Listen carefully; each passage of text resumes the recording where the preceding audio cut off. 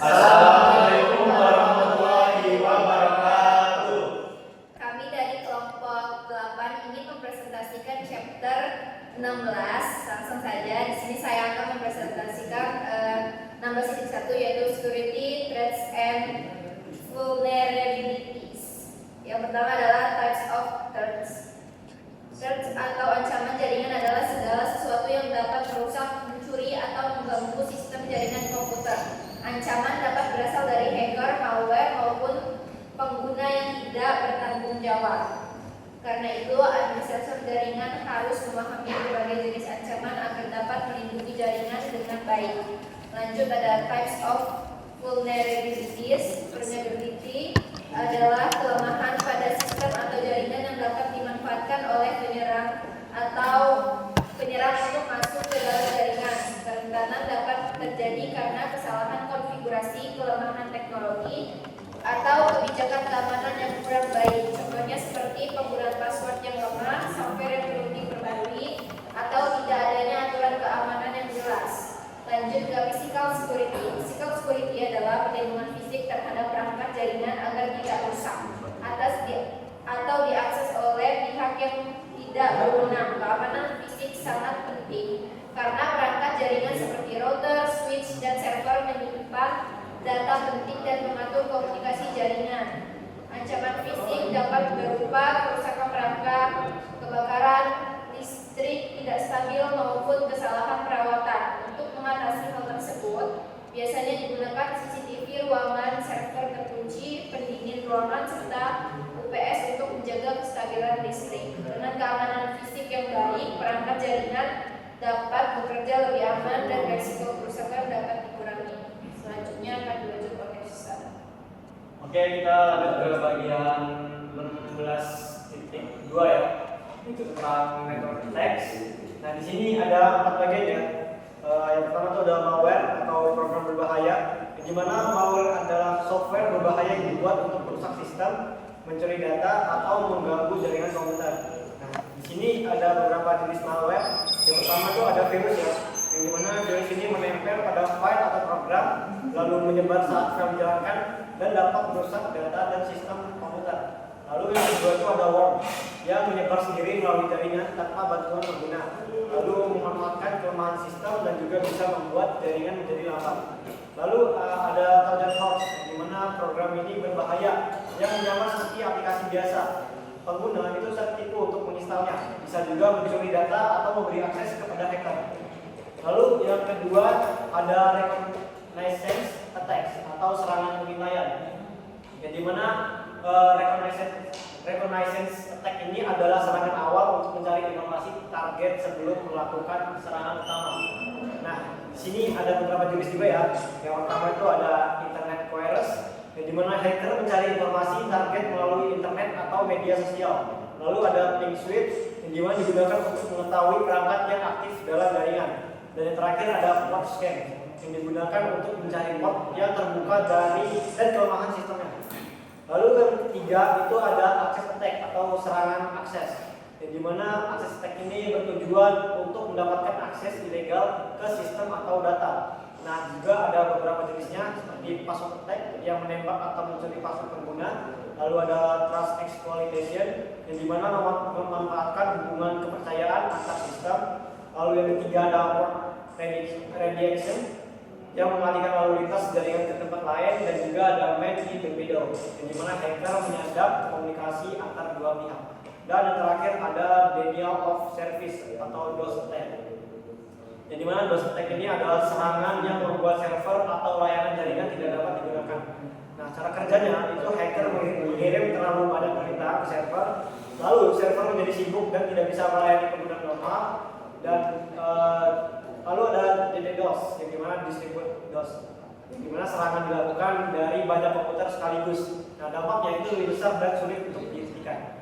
Selanjutnya akan dibahas oleh kawan saya. Oke, sekarang kita masuk ke 16.3, yaitu network attack mitigation.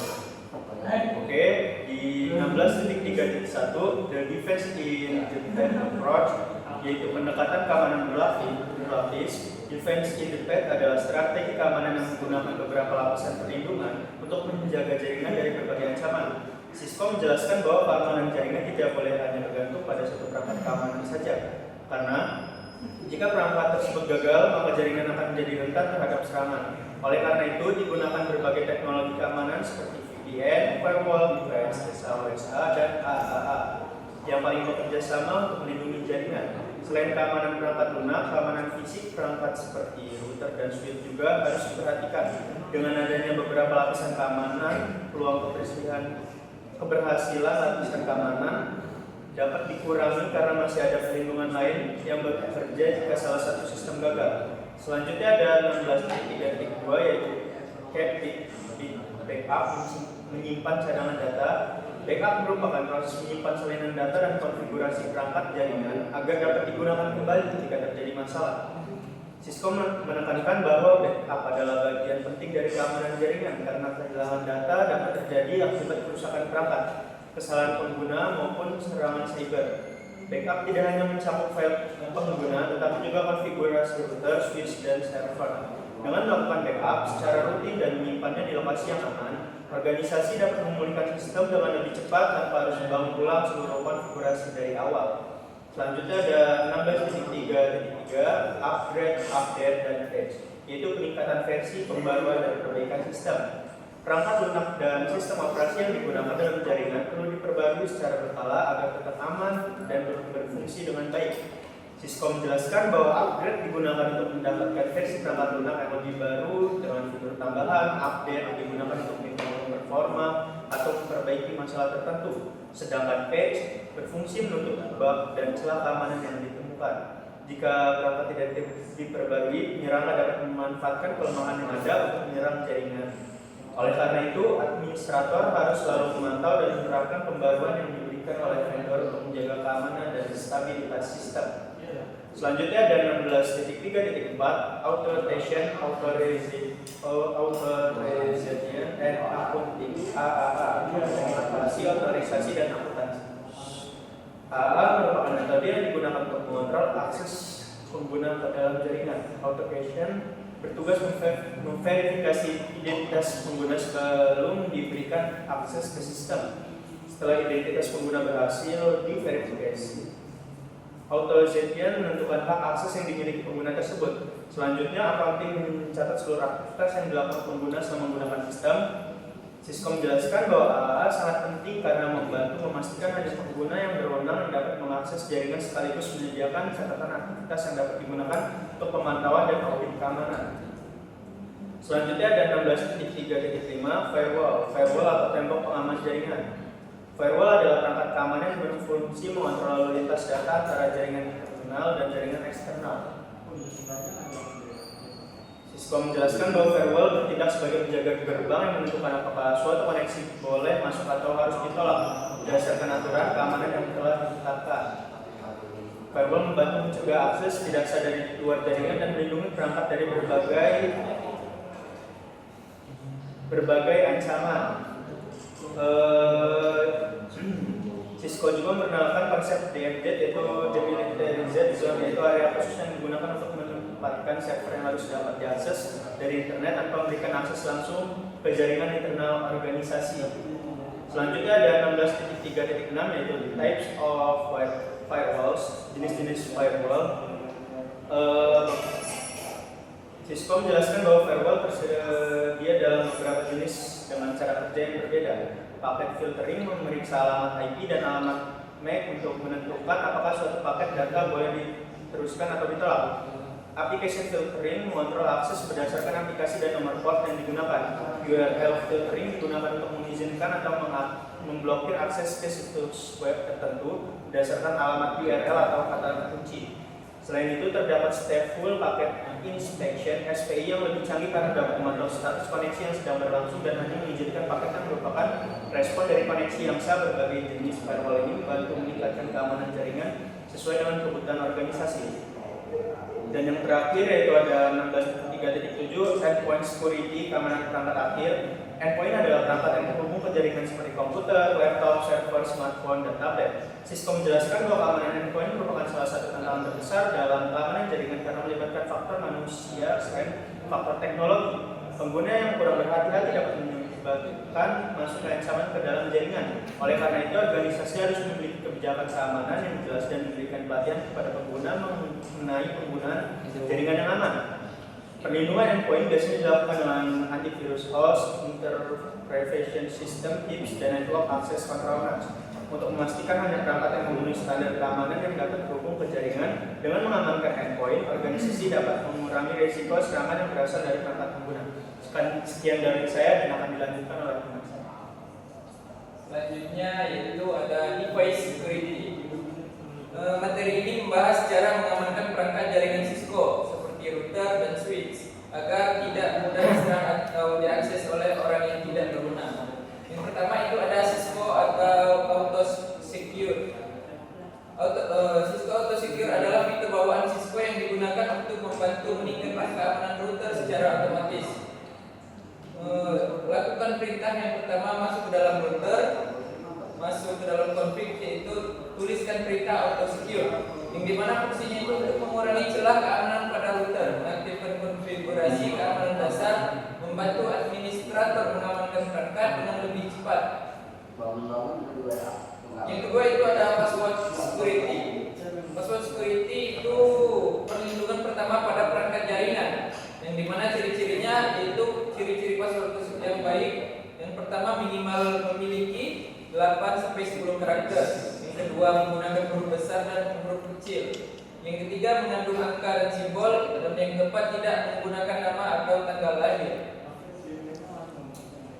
Lanjut yang ketiga yaitu ada passpair. Passpair adalah kalimat panjang berbentuk kalimat atau gabungan beberapa kata. Contohnya seperti saya suka belajar jaringan. Keunggulan passpair yaitu yang pertama lebih mudah diingat, lebih panjang, lebih aman, dan lebih sulit ditebak. Cisco juga mendukung penggunaan spasi dalam password sehingga passpair ini bisa digunakan.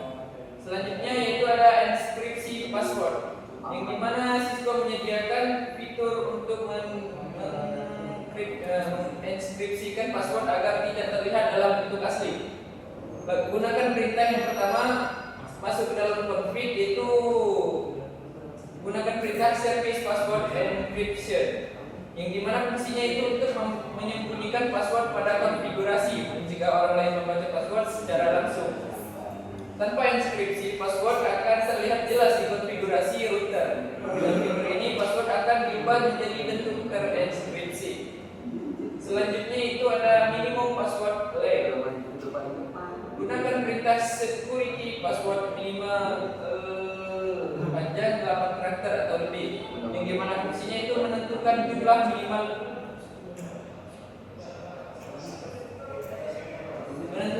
minimal karakter password, yang dimana jika administrator membuat password kurang dari 8 karakter, router akan menolaknya. Tujuannya supaya password tidak terlalu pendek dan mudah ditebak. Selanjutnya ada login block port. Gunakan perintah login block port 120 attempt. Fungsinya itu untuk mencegah serangan brute force. Jika seseorang salah login 3 kali dalam 60 detik, akses login akan diblok selama 120 detik. Hal ini membuat speaker sulit mencoba password 9 kali. Selanjutnya ada exit timeout. Gunakan perintah exit timeout 530. Fungsinya yaitu logout otomatis jika perangkat tidak digunakan. Jika administrator lupa logout, router akan otomatis keluar setelah 5 menit 30 detik. Selanjutnya ada SSH Secure Cell. Digunakan untuk remote access yang aman ke router atau switch. Mengapa SSH penting? Itu karena telnet tidak aman. Pada telnet data dikirim tanpa inskripsi, username dan password bisa disadap. Selanjutnya ada langkah konfigurasi SSH.